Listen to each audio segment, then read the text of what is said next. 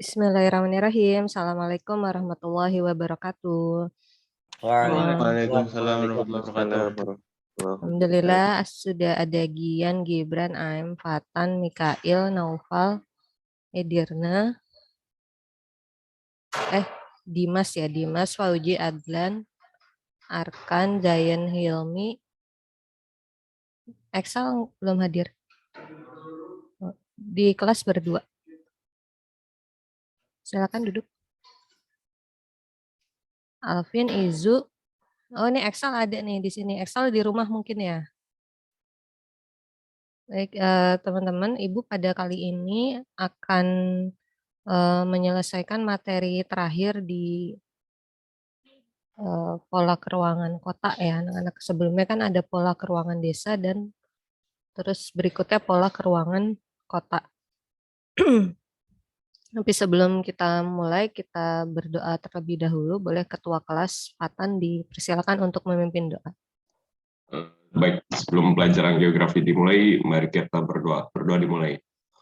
A'udzu billahi minasyaitonir rajim. Bismillahirrahmanirrahim. Raditu billahi rabba wa bil islami dina wa bi Muhammadin nabiyya wa rasula. Rabbi zidni ilma warzuqni fahma. Allahumma la sahla illa ma ja'altahu sahla. Wa anta taj'alul azna idza syi'ta sahla. Allahumma yassir wa la tu'assir. Amin amin ya rabbal alamin. Terima kasih Fatan sudah memimpin doanya.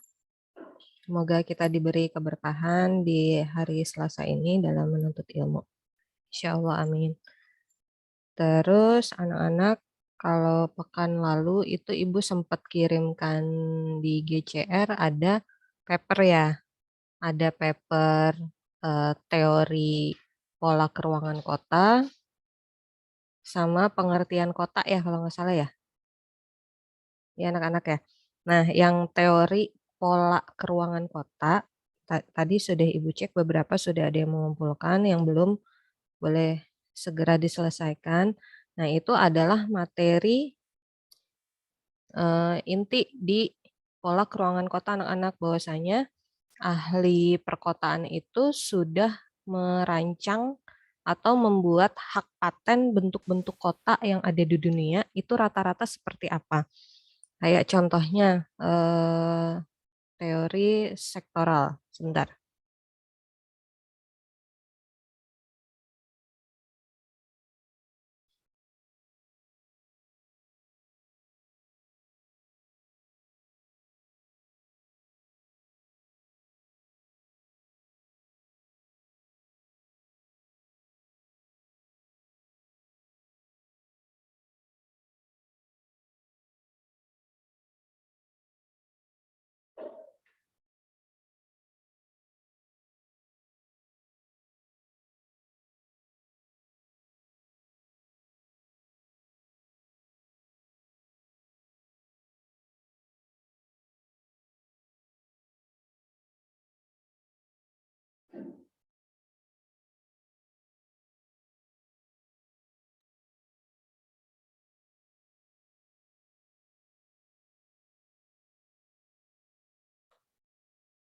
Baik anak-anak, terlihat di layar kalian ya.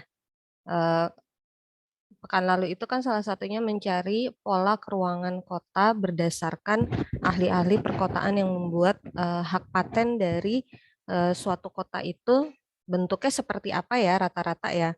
Nah ini coba kita lihat yang contohnya, kita bisa lihat itu adalah teori sektoral ya anak-anak ya.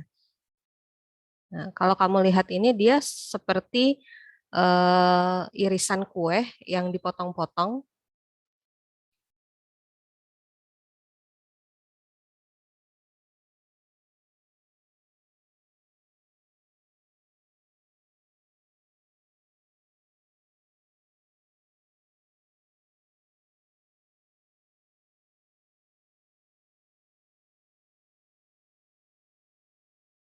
Nah, ini teori sektoral ini seperti potongan-potongan kue atau cake ya anak-anak ya, kamu lihat.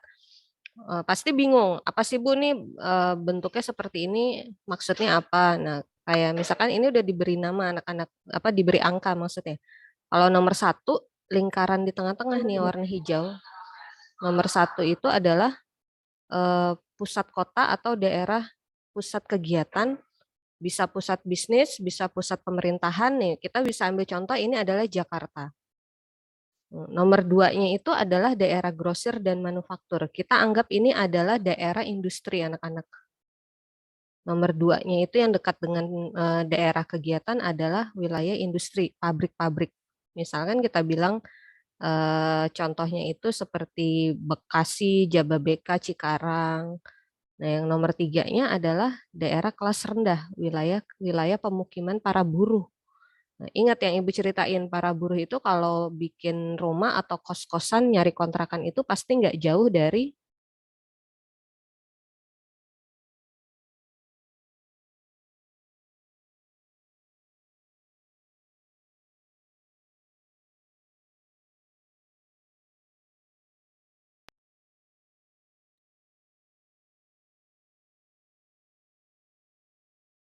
mati ya anak-anak ya layarnya ya, sebentar.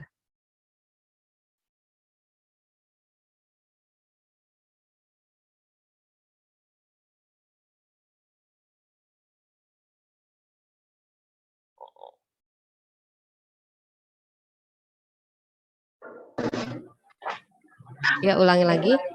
Nomor 1 adalah pusat kegiatannya atau pusat kotanya. Nomor 2-nya adalah wilayah industrinya. Di sini dibilangnya daerah grosir dan manufaktur. Kamu ingatnya kalau manufaktur itu berarti kumpulan dari beberapa pabrik atau kawasan ya anak-anak ya. Kawasan industri atau kalau di kelas 10 itu ada konsep namanya aglomerasi industri. Nah, nomor 3-nya adalah pemukiman dari para buruh yang bekerja di nomor 2 anak-anak. Dan ini digambarkannya posisinya dekat dengan nomor 2, dekat juga dengan nomor 1. Nah, lalu ada nomor 4. Nomor 4 ada kelas-kelas menengahnya. Jadi orang-orang yang mungkin dia seorang pegawai, karyawan swasta yang bukan pekerja kasar, dia ada di nomor 4. Lalu di nomor 5, ini nomor 5 yang istimewa anak-anak. Kamu perhatikan, nomor 5 itu bentuknya kayak cake juga kan ya, segitiga. Tapi dia langsung, ini harusnya gambarnya langsung ke nomor 1. Nomor 5 itu nyambung ke nomor 1 anak-anak. Jadi pemukiman orang kelas atas, dia rumahnya jauh dari pusat kota, tapi dia punya akses langsung ke nomor 1. Kayak contoh misalkan, kelas 12 IPS Ihwan nanti rame-rame beli kafling di kota wisata. Kota wisata itu bukan pusat kota kan anak-anak. Dia masuknya udah ke daerah perbatasan Jawa Barat, begitu kan ya. Bahkan udah Jawa Barat ya dia ya, di wilayah Cilengsi. Nah, tapi dia punya akses bisa langsung ke pusat kota. Apa aksesnya? Yaitu adanya tol. Ya kan ya anak-anak ya.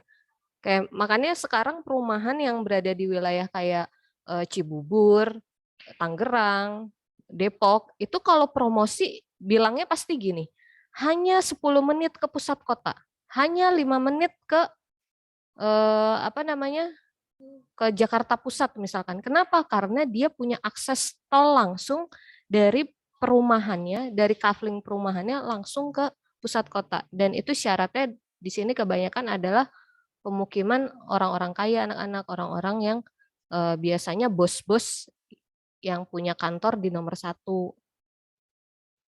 Halo, anak-anak, bisa diterima maksud Ibu? Halo? Nah, ini hampir di beberapa negara, teori sektoral itu terjadi, maksudnya banyak ditemukan dalam kehidupan sehari-hari gitu, ditemukan dari kota-kota yang ada di dunia-dunia. Bahkan di Indonesia pun juga kita temukan gitu ya anak-anak kayak ini, kayak Jakarta kita ini anak-anak. Dan itu juga berlaku teori sektoral. Dari beberapa teori yang Ibu sampaikan di paper itu kan kalau nggak salah ada 4 ya anak-anak, Ibu lupa, 4 apa 6. Nah, yang paling cocok gitu dengan kehidupan di negara kita itu ya teori sektoral ini gitu anak-anak. Dan rata-rata pola pemukiman atau pola keruangan perkotaan rata-rata yang ada di senternya itu adalah CBD, center apa namanya, pusat kegiatannya gitu ya anak-anak ya. Nomor nomor 1 pasti jadi CBD-nya gitu, yang lainnya mengikuti. Halo? Ya, baik. Ini untuk review materi yang pola keruangan kota, Ibu mau langsung ke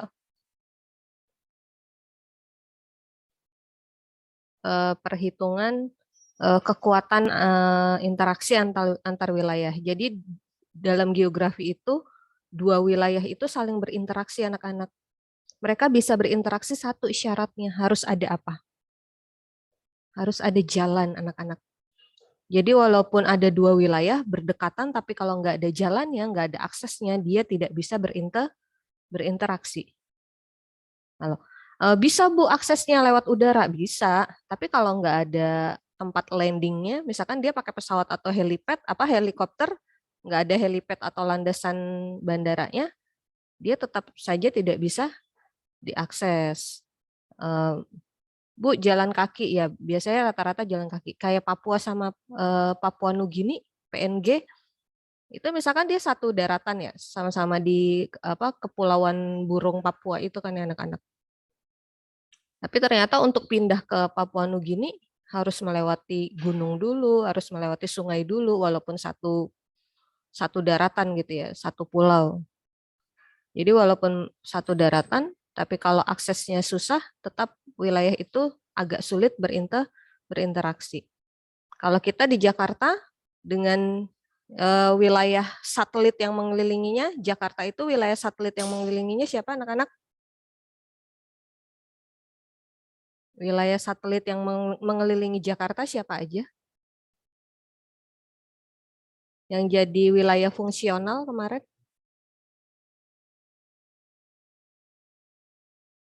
Jabodetabek ya, Bu? Jabodetabek, betul. Mana aja kota satelitnya Jakarta? Bogor, Depok, Bekasi, Bu. Bekasi, Tangerang ya? Tangerang, udah ya?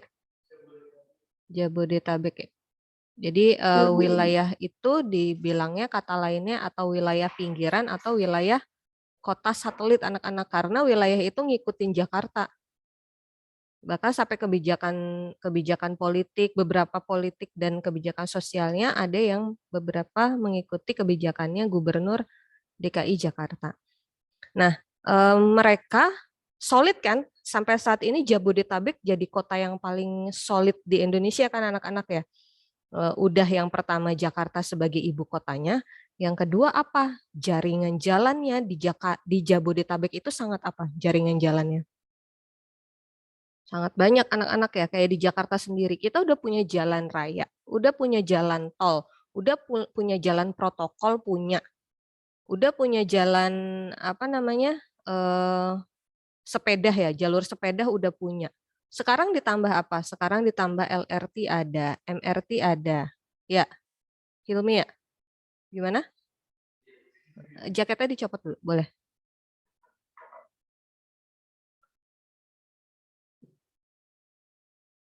LRT, jalur busway ada. Jadi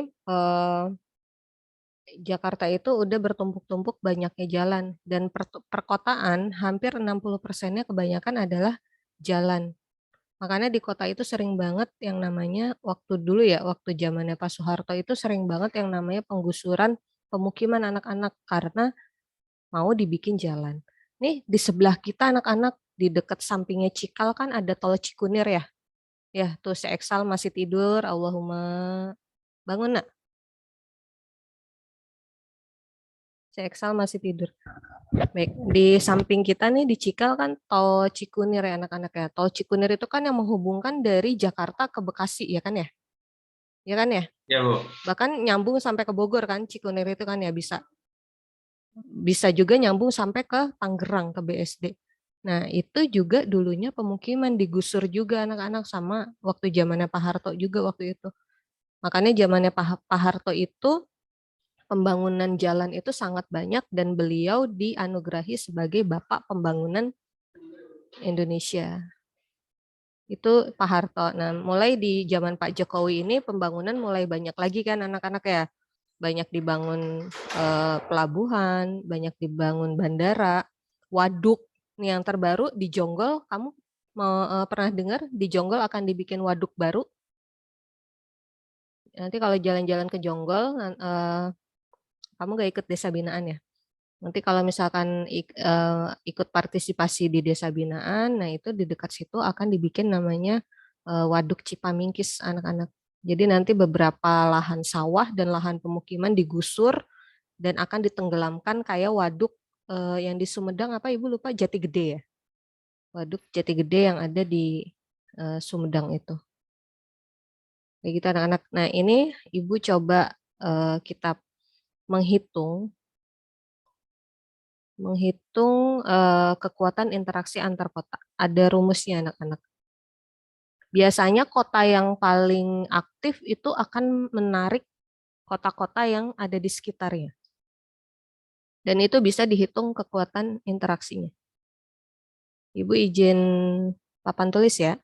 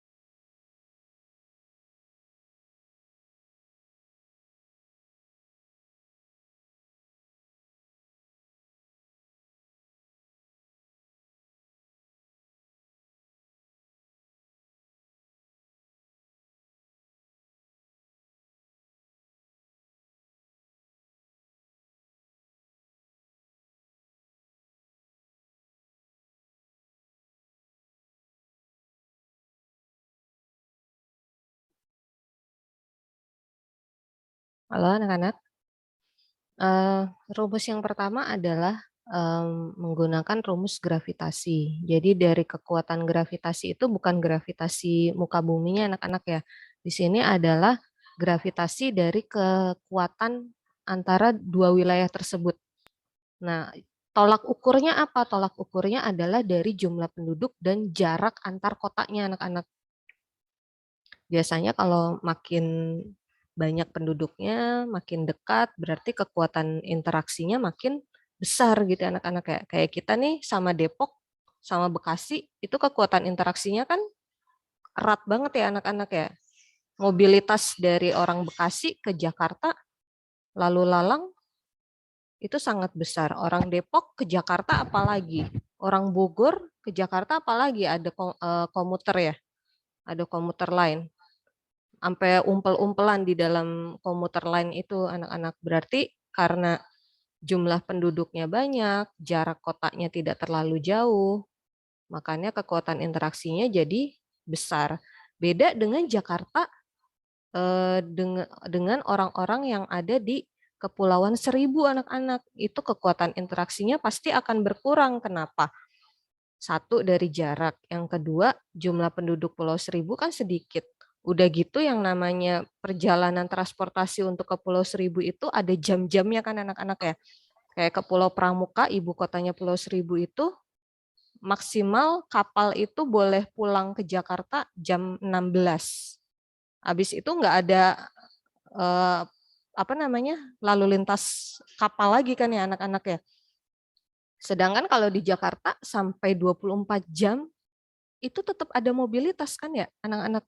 Bahkan orang ada yang mencari nafkahnya pada malam malam hari gitu. Coba kalau di Pulau Seribu. Ya kalau udah malam ya mereka pasti di rumah gitu kan ya. Kalau di Jakarta udah kuliner malam ada, wisata malam ada, pekerjaan sampai lembur-lembur juga ada kan ya anak-anak kayak. Itu karena kondisi wilayahnya dari jumlah penduduk dan jaraknya yang dekat. Atau itu kan tadi masih di Pulau Jawa. Bagaimana Jakarta dengan Papua? Nah, itu lebih jauh lagi gitu ya. Jaraknya makin jauh berarti kekuatan interaksinya juga tidak terlalu besar. Pesawat dari Jakarta ke Papua juga diwaktuin kan. Anak-anak nggak setiap saat bisa ke Papua. Belum nanti kalau yang transit dulu di Makassar. Dari Makassar ganti pesawat kecil ke Papua. Ke Papua kan nggak bisa pesawat besar-besar anak-anak. Pesawat Boeing nggak bisa ke Papua. Kondisi geografis Papua ingat. Dia berupa banyak ditemukan pegunungan tinggi dan rawa-rawa. Jadi harus menggunakan pesawatnya Twin Otter ya anak-anak ya. Kayak pesawat capung yang bisa landing di air. Baik, Ibu coba masukkan ke dalam rumus pakai soal ya anak-anak ya biar mudah kita hitung.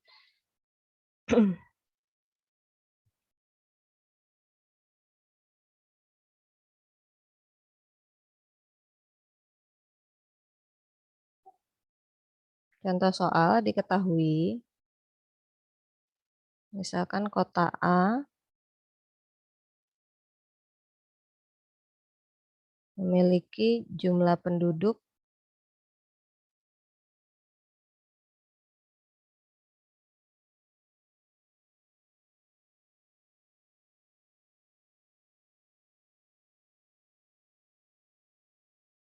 500.000 jiwa. Terus kota B memiliki jumlah penduduk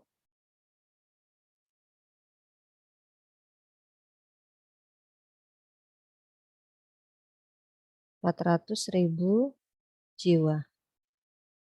Jarak antara kota A ke kota B adalah 100 km. Yang ditanya berapa kekuatan interaksinya, hitung I. I itu berarti nilai kekuatannya berapa gitu ya. Kalau makin besar berarti dia bagus gitu, sering berinteraksi wilayahnya.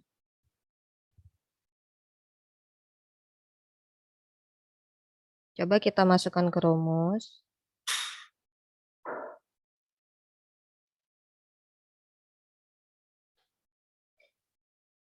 I sama dengan kota A berapa anak-anak? 500.000, Bu. 500.000. Kota B-nya dikali 400.000 dibagi jaraknya adalah 100 km pangkat 2. Silakan hitung.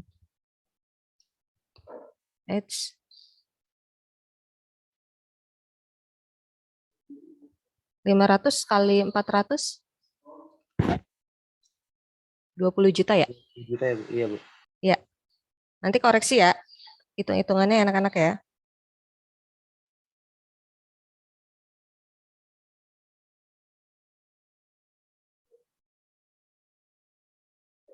Ya 20 juta.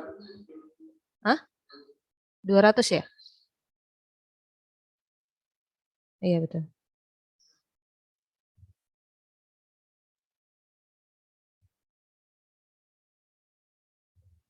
Dari jaraknya 100 km pangkat 2, 10.000 bukan?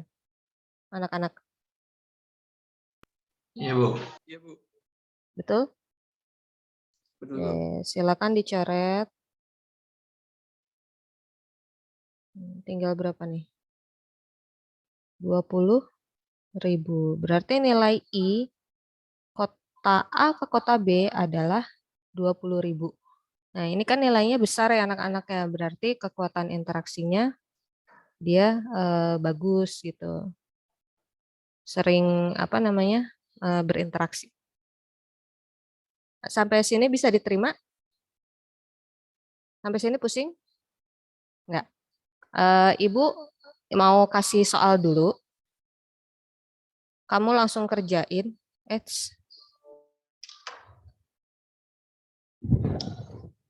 Bentar anak-anak. Laptop ibu mati.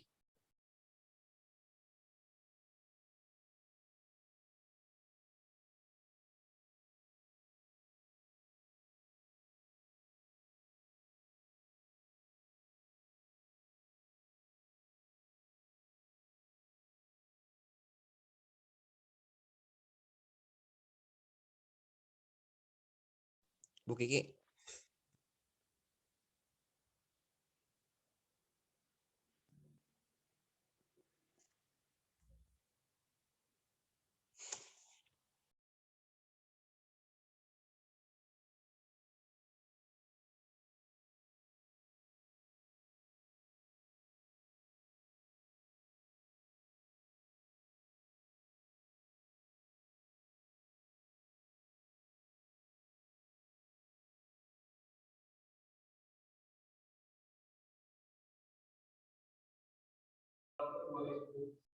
Oh iya 200 miliar ya.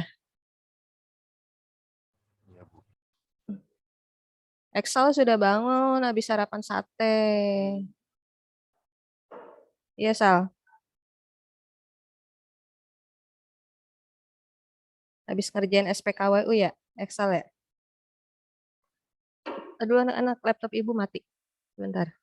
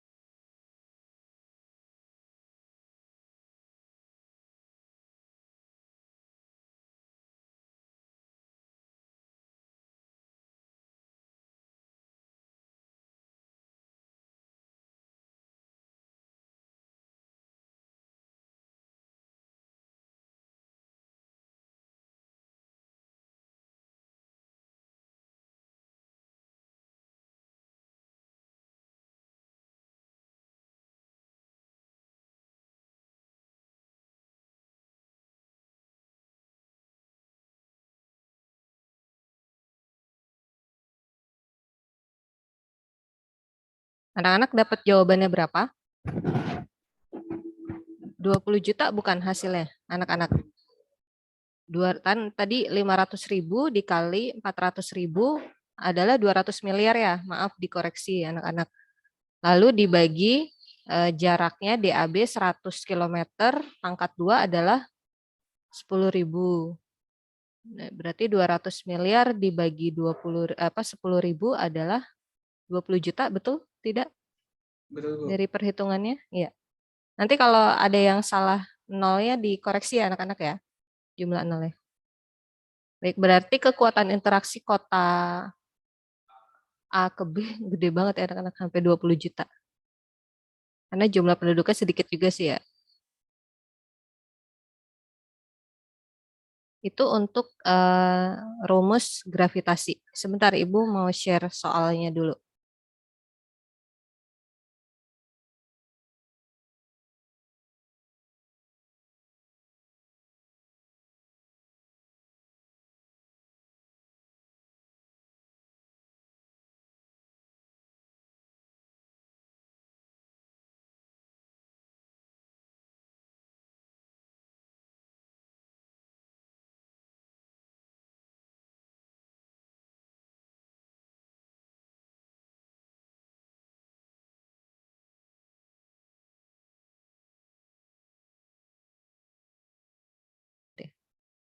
Teman-teman terlihat di layar? Kita Terlihat, Bu. kerjakan yang nomor 1 dulu, teman-teman. Silakan diketahui kota Kuningan itu 50.000 jiwa. Kota Sumedang 40.000 jiwa. Jarak kota Kuningan ke Sumedang adalah 1000 km. Berapa kekuatan interaksinya? Tapi kayaknya nggak mungkin banget ya Kuningan ke Sumedang 1000 km. Nggak, ini contoh anak-anak, contoh perhitungan saja. Panjang Pulau Jawa aja 800 km ya.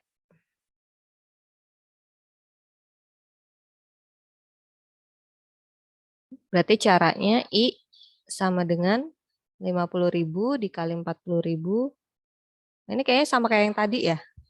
Angkanya cuman beda 0. Beda 0 ya anak-anak.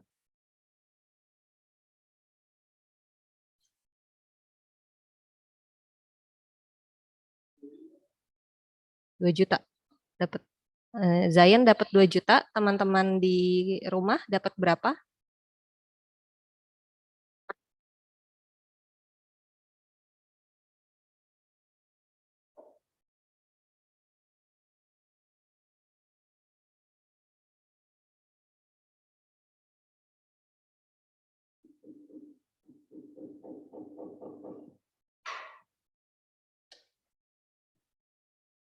Halo, teman-teman di rumah dapat berapa?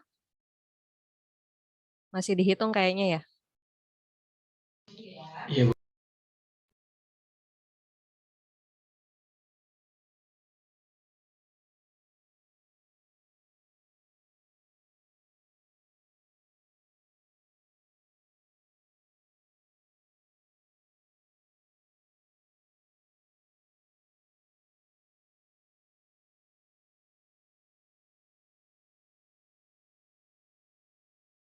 Rp2.000, Bu. Mikael dapat 2.000. 2.000, Bu. Zayan Ya, Bu, Mikael 2.000. dapat 2.000. Zayan berapa tadi? 20 juta. 2 juta apa 20.000? Coba dihitung ulang.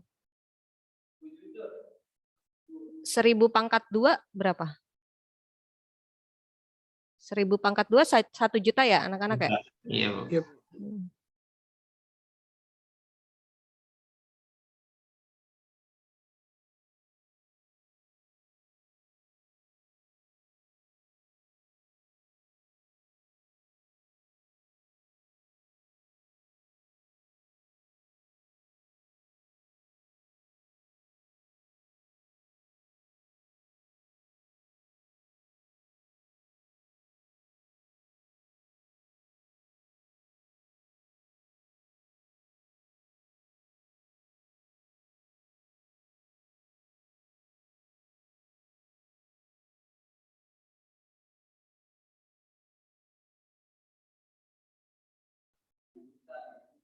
Rp50.000 kali 40.000 2 miliar kan ya anak-anak? 2 juta, Bu. Hah? 2 juta ya? Bukan 2M. 2M gitu. 2M. 2M Berarti 2 miliar dibagi 1 juta berapa? 2.000. 2000. 2.000 ya? Iya. Oh, berarti Zayan tadi Belum di kuadratin paling. tadi Zayan nolnya kurang teman-teman, jadi perhitungannya ada yang belum sama ya dengan teman-teman di rumah. Jawabannya jadi berapa? 2.000. Halo, sampai nomor ini bisa diterima? Bisa, Bu, insya Allah. Ya, anak-anak tadi dulu laptop ibu mati. Baterainya entek. Oke, kita coba ke nomor 2. Nomor 2 ya, teman-teman. Diketahui kota A-nya 300.000 jiwa. Kota B-nya 20.000 jiwa. Jaraknya 5 kilo. Deket banget ya, 5 kilo.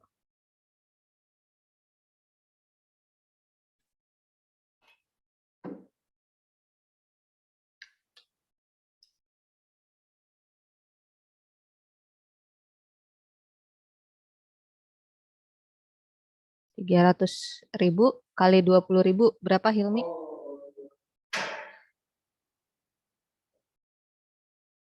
6 miliar bukan? 6 M bukan? Iya, Bu.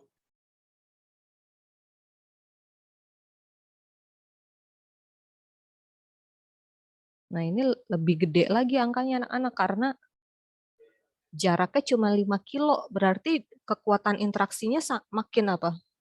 Gede. Ini pasti hasilnya gede banget. Coba deh. 6 M. Juta, Bu. 6 M. Ya? 240 juta bukan? Udah dibagi jarak ya? Udah, Bu. Ya, dapatnya 240 juta tuh ya kan ya. Kekuatan interaksinya 240 juta coba anak-anak. Hah? Jadi kalau jaraknya makin kecil, itu kekuatan interaksinya makin besar karena jaraknya berdekatan. Waalaikumsalam. Itu tak dulu dong, bajunya dimasukin dulu dong, yang rapi dong. Kamu kan sekarang hari apa? Ini pada nggak pakai seragam juga. Oh bebas. Di sana dulu di kamar mandi, masa di sini?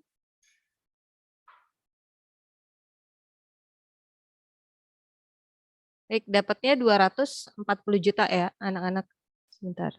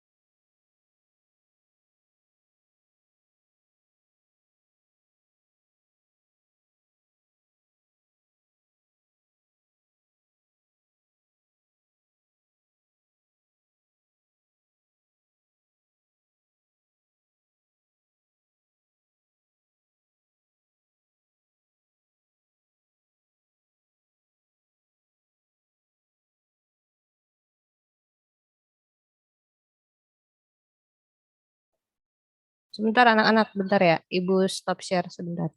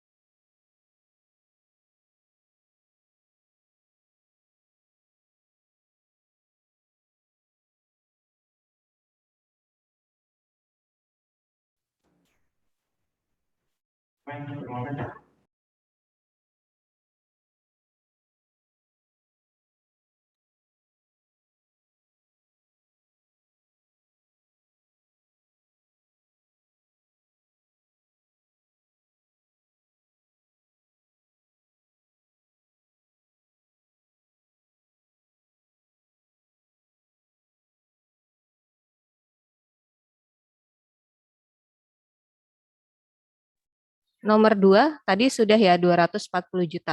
Coba kita sekarang ke nomor, nah ini nomor 3 ini sering keluar juga anak-anak di soal UTBK ya. Dan dia tuh ngitung interaksinya antar dua dua kelompok wilayah anak-anak. Jadi ada kelompok A dan B. Halo, Zayan? Zayan, perhatiin dulu. Ada kelompok yang pertama yaitu kelompok kota A dan kota B. Ada kelompok keduanya yaitu kota B dan kota C. Nah, ini nanti kamu kalau di UTBK itu harus ngitung dua kelompok ini anak-anak. Habis itu disuruh ngebandingin. Nah, itu soalnya hots banget anak-anak. Itu bisa kalau di cara berpikir itu bisa istilahnya ada di C5 anak-anak. Jadi kamu udah ngitung, habis itu disuruh membandingkan. Jadi mikirnya 2 kali kan ya? Apa, mikir ngitungnya 2 kali, sama mikir membandingkan. Jadi 3 kali berpikirnya di soal nomor 3. Tapi kalau ini kan Ibu kayaknya bikin soal nomor 3 itu hanya suruh mencari I-nya doang ya. Nah ini nggak usah, kapan-kapan aja coba kita kerjakan. Satu lagi biar afdol untuk soal apa namanya? Soal interaksinya boleh nomor 5 dihitung.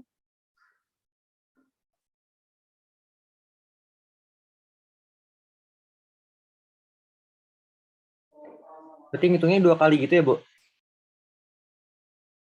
Sebentar. Sebentar Gian. Gimana Zain?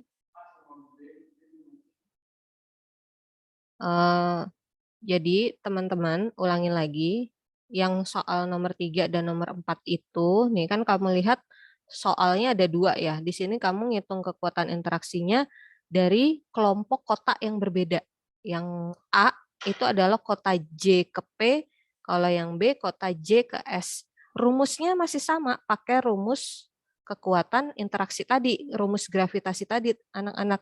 Tapi nanti kalau di UTBK, habis kamu ngitung kedua kelompok kota ini, kamu disuruh ngebandingin mana yang kekuatan interaksinya paling besar.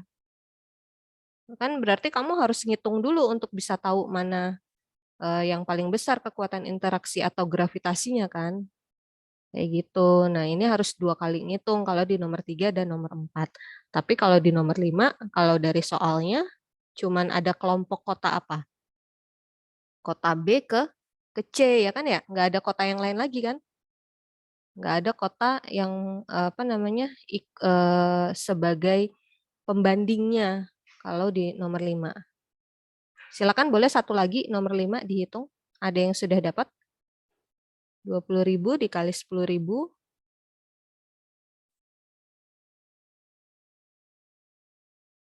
dibagi 10 pangkat 2 berapa? Hilmi? Husen? 20.000 dikali 10.000. 200 juta ya? 200 juta betul Husen. Lalu jaraknya 10 pangkat 2 berapa? 100. Tadi berapa dapat yang penduduk? 200. 200 juta dibagi jaraknya 100. Silakan hitung. 20 juta. Teman-teman Husen dapat 2 juta. Teman-teman Husen dapat jawaban nomor 5 2 juta. Kalau di teman-teman di rumah dapat berapa? Zain juga dapat 2 juta. Teman-teman di rumah dapat berapa?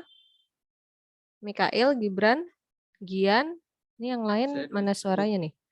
Dimas, Noval, Exal sudah sarapan? AM, Fauji, Adlan, Alvin, Izu, Musab, Virus, Gavin, Viko.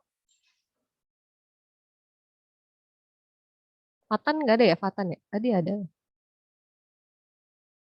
Sama, apakah 2 juta teman-teman di rumah? Sama, Bu. Sama, oke siap. Sampai di sini bisa diterima untuk interaksi wilayah? Untuk menghitung gravitasi antar wilayah. Ingat, kalau makin besar angkanya berarti kekuatan interaksinya dia sangat besar. Ibu izin stop share dulu, kita coba lanjut ke rumus yang kedua anak-anak. Rumusnya ada 3.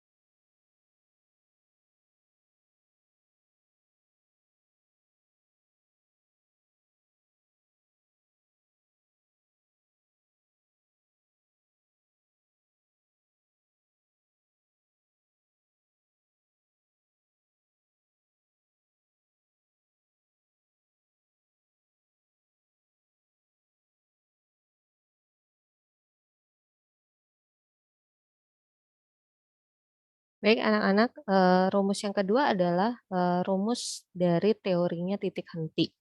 Jadi ketika dua wilayah itu berinteraksi, pasti ada yang namanya harus disediakannya atau dibangunnya suatu fasilitas untuk bisa melayani kedua wilayah tersebut anak-anak. Nah, kenapa dibilang titik henti? Nah, ini berhubungan dengan fasilitas tadi. Kayak misalkan fasilitas yang melayani masyarakat umum, contoh puskesmas. Ya anak-anak, kayak di pedalaman itu kan rumah sakit jarang kan ya anak-anak. Jadi yang sering banyak dibangun adalah klinik atau puskesmas kecil. Nah, biasanya antar wilayah karena jarak dan jumlah penduduk kecil, ini enaknya pembangunan puskesmas itu di mana nih? Apakah di kota A, apakah di kota B? Kalau di kota A, yang orang kota B pasti jauh gitu kan ya, harus jalan dulu ke kota A. Yang kalau dibangun di kota B, orang kota A juga jauh juga ke kota B gitu. Akhirnya pasti dibikinnya di tengah-tengah kan antara kota A dan kota B. Muncullah rumus atau teori dari titik henti ini anak-anak. Titik henti berarti titik di mana dibangunnya suatu fasilitas pelayanan untuk masyarakat yang ada di kedua wilayah tersebut yang berinteraksi tadi anak-anak. Nah, ini rumusnya adalah TH sama dengan DAB dibagi 1 ditambah akar PA dibagi PB. Ini ada akar-akaran anak-anak. Jadi kamu nanti kalau di UTBK nggak usah ngapalin harus ngapalin hasil dari akar 1 sampai 5 minimal. Akar 1 sampai 5 harus kamu hafalin. Jadi kan kalau UTBK nggak mungkin yang namanya pakai kalkulator kan ribet banget. Nah, itu kamu hafalin aja 1 sampai 5. Biasanya ada di angka 1 sampai 5 akarnya anak-anak. Mau berapapun jumlah penduduknya, mau berapapun jumlah jaraknya, nanti angka yang keluar di soal kamu, hasil akhirnya pasti nanti kamu harus mencari nilai akar tersebut kan, hasil dari PA dibagi PB. Nah, kita coba pakai soal ya anak-anak ya, kita coba masukkan ke dalam soal.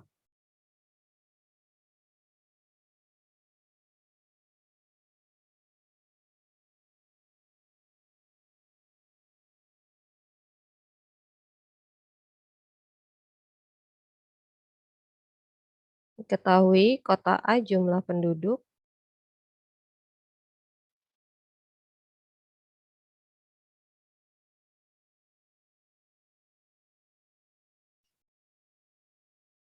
(400.000 jiwa. Kota B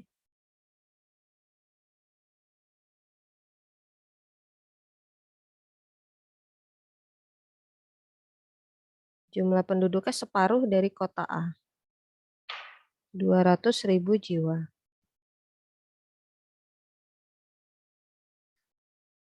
Jarak kota A ke kota B adalah 30 km. Yang ditanya adalah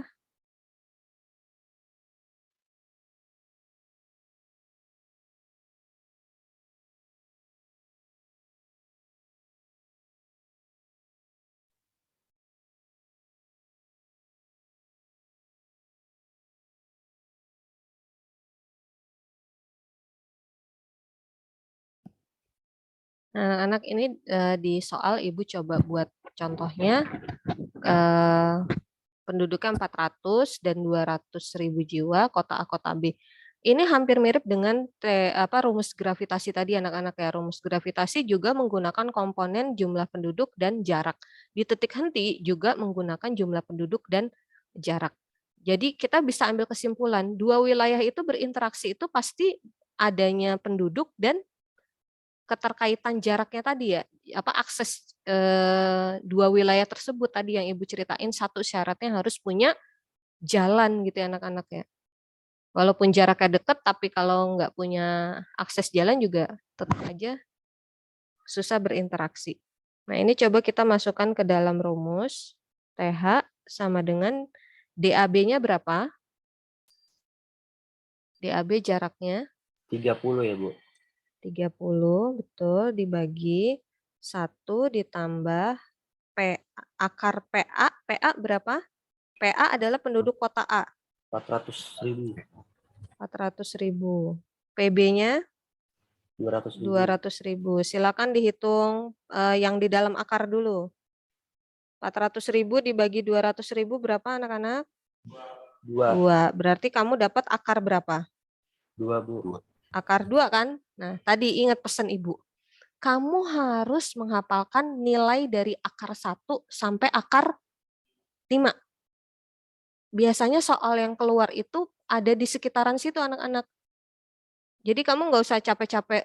Kan kalau akar-akaran pakai kalkulator ribet ya, karena nggak boleh kalkulator tadi gitu. Jadi kamu bisa ngapalin akar 1 itu berapa. Coba boleh dihitung dulu akar 1 berapa nilainya anak-anak. Akar 1 berapa, akar 2 berapa, akar 3 berapa, akar 4 sampai akar 5.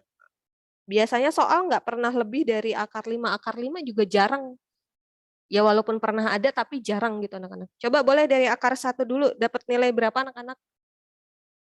Di kalkulator, kalkulator. Enggak, ntar dulu, jangan ke situ dulu. Ibu mau minta kamu mencari nilai akar 1 dulu. Zayan, silakan cari akar 1 dulu di kalkulator kamu. Gimana? Gibran tadi dapat nilai berapa? 1 bukan, Bu? Akar 1 ya? Coba kalau akar 2, silakan dihitung. Akar 2 ya? Hilmi, Husen, 1,41. 1,41 ya? Iya, Bu. Ya. Coba akar 3, Husen. Teman-teman yang di rumah boleh ikutan menghitung. Mikail, Gian. 1,73, Bu. 3, Bu. Mikail dapat berapa, Nak? 1,73. 1,73 sama kayak Husen. Husen juga 1,73. Akar 4? 2, Bu. 2, Akar Bu. 4, 2. Nah, ini mah udah gampang banget ya kalau akar 4. Akar 5? 2,2. 2,23. Iya, 2,2. Sama ya, sama nih. 2,23. Oke, siap? Nah, sekarang kita balik lagi ke soal. Di sini yang diminta akar 2. Berarti berapa tadi akar 2? 1,41. 1,41. Berarti 30 dibagi 1 ditambah 1,41. Berarti TH sama dengan 30 dibagi 1 ditambah 1,41. 2,41 ya anak? Ya, silakan dihitung. 30 dibagi 2,41. 30 dibagi 2,41. 12,44 bukan? 12,44 ya, teman-teman ya. Husen dapatnya 12,44. Teman-teman di rumah apakah sama? Sama, Bu. Sama, Zayan Bu. juga 12,44. Kalau Hilmi dapat berapa, Nak? Oh, belum. Baik. Anak-anak, kamu sudah dapat 12,44, satuannya nanti adalah kilometer ya. 12,44 kilometer. Tapi nanti ada jawabannya anak-anak. Jawabannya adalah nilai titik henti itu adalah 12,44 kilometer dihitung dari kota yang penduduknya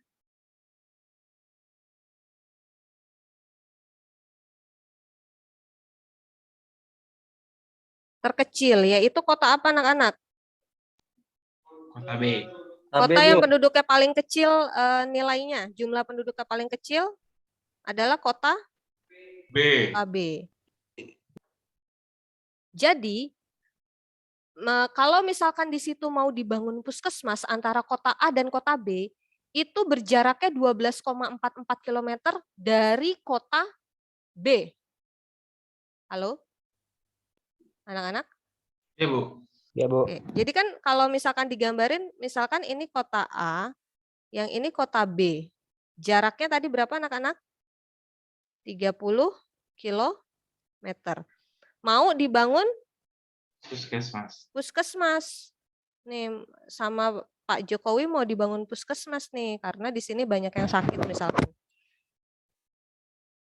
apakah dibikin di kota A? Kan nggak bisa ya, ntar yang kota B kasihan kejauhan. Di kota B apakah dibikin puskesmas? Nggak bisa juga karena nanti kota A kejauhan. Akhirnya dibikinlah dengan teori titik henti ini. Penentuan titik henti dari puskesmas itu adalah 12 km dari titik B, ya nggak? Ya nggak, maksud Ibu bisa diterima nggak? Adalah 12,44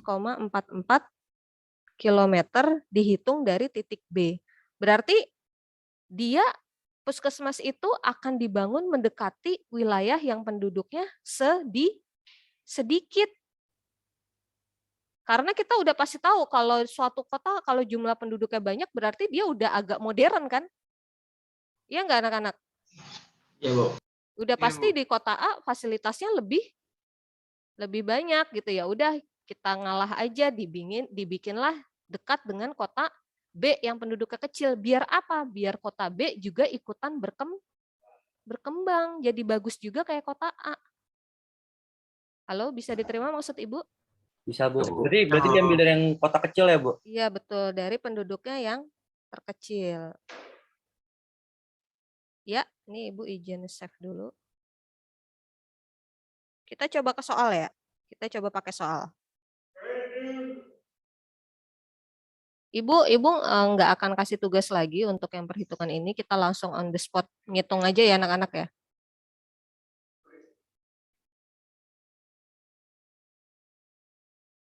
Oke, kita coba ke nomor 7 anak-anak. No. Nomor 6. Silakan. Nomor 6.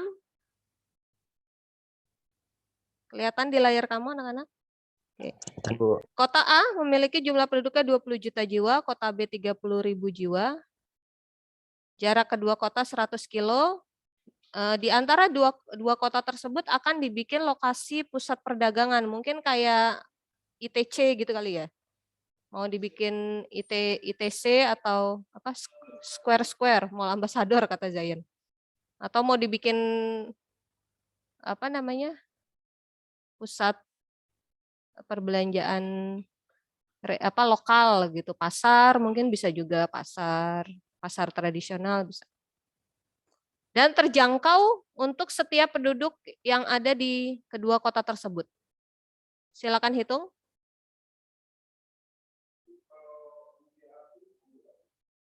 Gimana? Yang nomor berapa, Bu? Maaf. Kita nomor 6 anak-anak coba. Tadi sebentar. Nomor 6 ya, tadi siapa? Dimas ya yang nanya ya? Apa Mikail? Mikail, Bu. Ya, nih yang Ibu blok. Gimana Zayan? DAB itu jarak kota A dan kota B. DAB itu dari kata distance. Distance A ke B. Jarak kota A ke kota B. Kalau dalam akarnya populasinya. P itu artinya populasi atau jumlah penduduk. Berarti DAB-nya kan 100. 100 dibagi 1 ditambah akar. Nah, kan PA per PB kamu silakan posisikan yang penduduknya yang paling banyak di atas dulu anak-anak. Berarti 30.000 dibagi 20.000. Jadi walaupun 30.000-nya di sini kota B ya. Jadi kamu posisikan di rumus yang penduduknya paling besar adanya di pembilang, penduduknya yang paling kecil adanya di penyebut. 30.000 dibagi 20.000 berapa? Husein?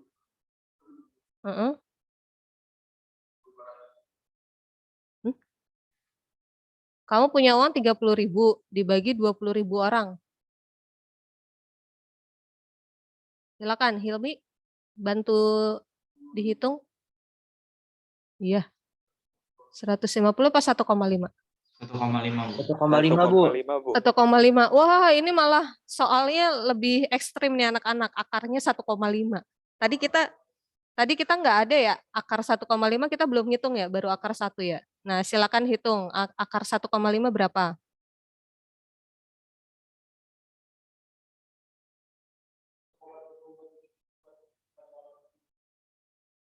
1,22 bukan, Bu? Ada. Iya.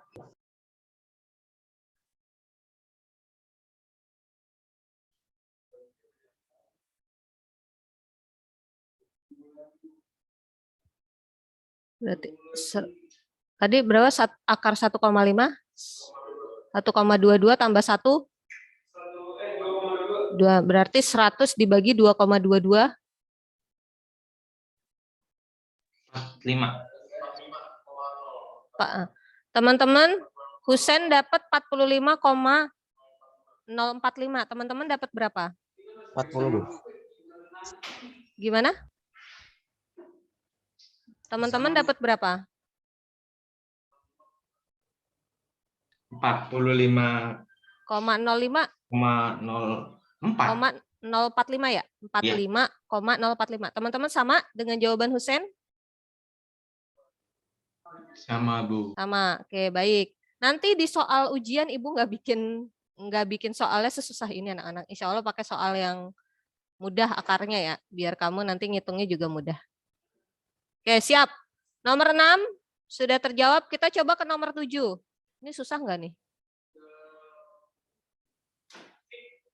Oh, udah ya. Boleh satu aja deh, satu aja nih. Ini nomor 8 aja, nomor 8 anak-anak coba dihitung dulu. Satu lagi biar Abdul.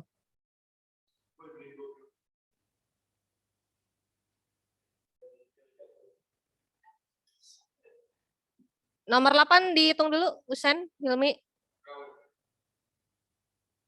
Di layar kamu. Jaraknya 9 dibagi 1 ditambah akar 80.000 bagi 20.000. 4, Bu. 4. Akar 4 Oh. adalah 2. Ya. Ya. 2 ditambah 1, 3. 3. Tadi jaraknya adalah 9. 9 bagi 3. 3, Bu. 3. Ya, berarti ini agak mudah ya nomor 8.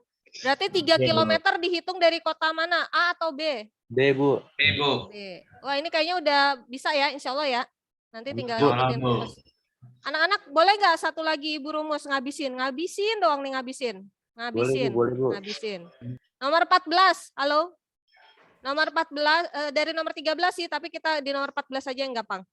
Nah, ini adalah rumus indeks konektivitas anak-anak. Jadi indeks konektivitas itu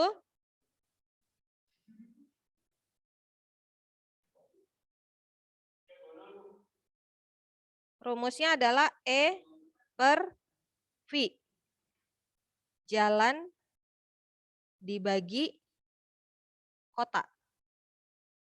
Jadi indeks konektivitas, jadi nilai kekonektivitasan antara beberapa kota itu adalah komponennya jalan dibagi jumlah kotanya. Jumlah jalan dibagi jumlah kotanya. Kamu lihat di nomor 14. Kamu hitung jumlah jalannya dulu ada berapa? 4. 1, ya kan? 2, ya kan? 4 ya, Bu. 3, 4. Ya, sama ada 4? Sama, Bu. Oke, kamu berarti nilai jalannya dapat 4. Dibagi jumlah kotanya. 1, 2, 3, 4. Jumlah kotanya juga ada 4. Maka nilai I-nya atau indeks konektivitasnya adalah 1. Halo? Ini soalnya mudah kalau indeks konektivitas cuman jalan per kota, jalan per kota. Pokoknya kamu apalin aja indeks konektivitas rumusnya jalan per kota, jalan per kota. Dihitung. Coba kita nomor 13 coba. 13 jalannya ada berapa? 1, 2, 3. Kotanya? 1, 2, 3. Oke. Yang A jawabannya 1 kan? Iya. Yang B jawabannya? 1, 2, 3. Jalannya berapa? Jalannya 3, kotanya 2, 3, 4. Berarti 3 per 4. 4, Bu. 3 per 4 berapa? 0,75. 75, Bu. 75. 0,75. Halo? Ingat, kalau nilainya makin besar, berarti kekuatan interaksinya makin erat. Kalau nilainya makin kecil, berarti dia kekuatan interaksinya berkurang. Entah satu karena jaraknya, biasa sih utama jarak ya anak-anak ya. Kalau di indeks konektivitas kita tidak temukan jumlah penduduk.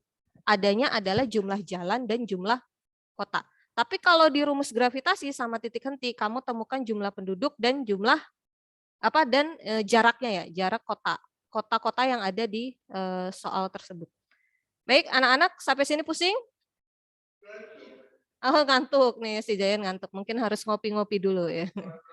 Baik, anak-anak, terima kasih banyak. Insya Allah nanti kurang lebih soal EHB-nya ada soal hitungan seperti ini dan Ibu nanti coba gunakan soal-soal yang perhitungannya angka-angkanya masih mudah kamu hitung ya anak-anak.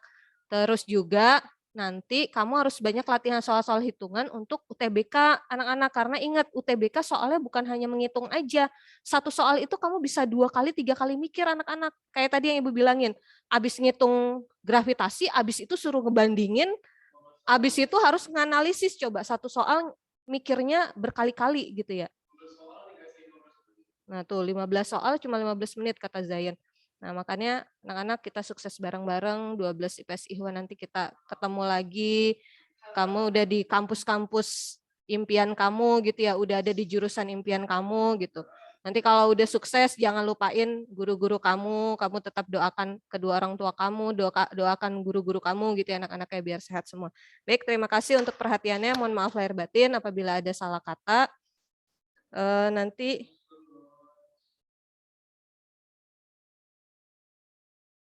Nanti jangan lupa mengisi presensi di GCR ya. Di GCR, terima kasih untuk kehadirannya. Yang nggak hadir di Zoom siapa?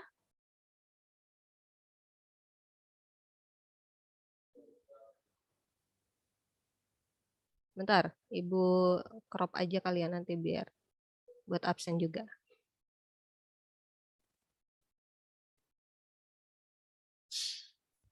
Baik, terima kasih anak-anak. Sama-sama baca hamdalah. Alhamdulillahirrabbilalamin. Subhanakallahumma wa bihamdika asyhadu alla ilaha illa anta astaghfiruka wa atubu ilaik. Terima kasih anak-anak. Assalamualaikum warahmatullahi wabarakatuh. Silakan yang belum sarapan dulu boleh. Terima kasih, Bu. Terima kasih, Bu. Ya, sukses ya Gian, Mikail, Noval, Aim, Izu, Safik, Adlan, Zayan, Husen. Siapa lagi nih? Viko, Virus, Arkan, Hilmi, Eksal, Fauji, Izu. Tuh. Fauji kemana tuh?